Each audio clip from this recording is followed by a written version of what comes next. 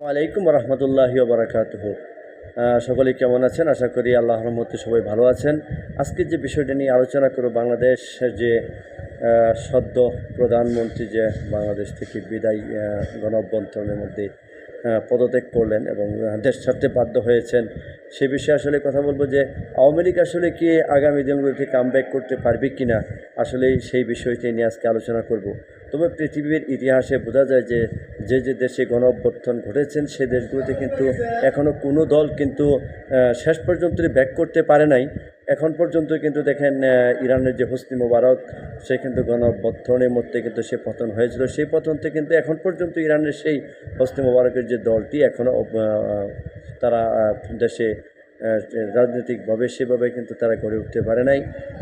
বিদায় ইরাকের যে সাদ্দাম হোসেনের আগে যে প্রেসিডেন্ট ছিলেন তারও কিন্তু একই পরিণত হয়েছিলেন। গণ অভ্যুত্থানের মধ্যে কিন্তু সেই সরকারটিও কিন্তু পতন ঘটেছিল।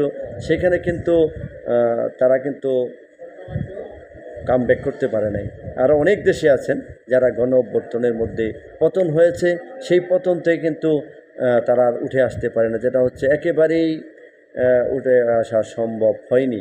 যে আওয়ামী লীগ শেষ পর্যন্ত যে গণ অভ্যুত্থান হয়েছে এবং তারা যে 15-16 বছরের যে যে যে আকাম করেছেন, সেগুলো যে গণতন্ত্রকে তারা যেভাবে হত্যা করেছেন সেটা কিন্তু এই দেশের মানুষ জানে।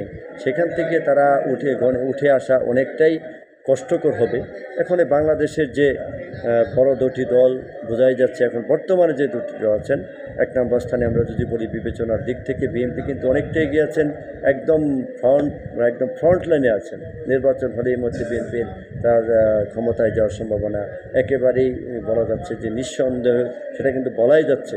আর পক্ষান্তরে কিন্তু জামাতে ইসলাম যে দলটি আছে তাদের যে সাংগঠনিকভাবে কিন্তু অনেকটা শক্তিশালী এবং তাদের যে নীতি আদর্শ সেটা একেবারেই তাদেরকে ফেলে দেওয়ার মতো না। তারা কিন্তু যথেষ্ট এই 15 বছরেই তিল করে কিন্তু পরীক্ষিত, তাদের অনেকগুলি নেতাকর্মী কিন্তু হয়েছে বাংলাদেশে। তাদের অবস্থান কিন্তু একেবারেই ফালিয়ে দেওয়ার মতো না। তারাও কিন্তু ভালো একটি ফাইটিং অবস্থানে আছেন। তারপরে আওয়ামী লীগ সেই নির্বাচনটি করতে পারবে কি না, তাদের যে নেতাকর্মীরা যদি নির্বাচন করে, অনেক নেতাকর্মী কিন্তু সেখানে অনেক বিপদে পড়বে, সেটা কিন্তু জানে যারা আওয়ামী লীগ করে। তারা জানে যে এই নির্বাচনে কমপক্ষে যদি তারা অংশগ্রহণ করে, একেবারেই অংশগ্রহণ করলে কিন্তু নেতাকর্মীদের বিপদ ছাড়া কিন্তু আর কিছুই সামনে আর কিছু না, সেটা কিন্তু নেতাকর্মীরাও জানে। তারা কিন্তু সরাসরি কোনো কেন্দ্রে এজেন্টও হতে পারবে না, বা নির্বাচনে যে প্রতিদ্বন্দ্বী বা ক্যান্ডিডেট হবে সেরকম লোক কিন্তু খুঁজে পাওয়া কিন্তু অনেকটাই কঠিন হবে আমি মনে করি। যারা আসলে আমার মনে করাটা কতটুকু সত্যি যুক্তি, সেটাই কিন্তু আপনাদের সেই মতামতটা কিন্তু আমরা জানতে চাই যে আসলেই আওয়ামী লীগ কি ব্রেক করতে পারবে কি না।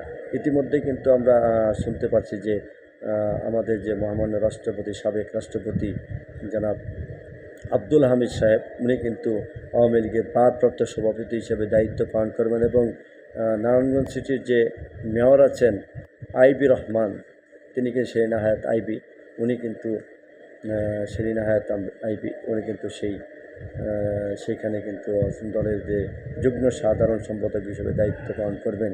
আসলে তাতে কি দল গুছানো সম্ভব কিনা, মতামতটুকু কিন্তু আপনাদের কাছে সেই মতামত। আসলে কি আওয়ামী লীগ সেখান থেকে কামব্যাক করতে পারবে কিনা, সেটাই আপনারা জানাবেন অবশ্যই।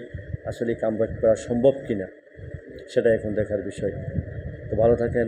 আসসালামু আলাইকুম রহমতুল্লাহি ওয়া বারাকাতুহু।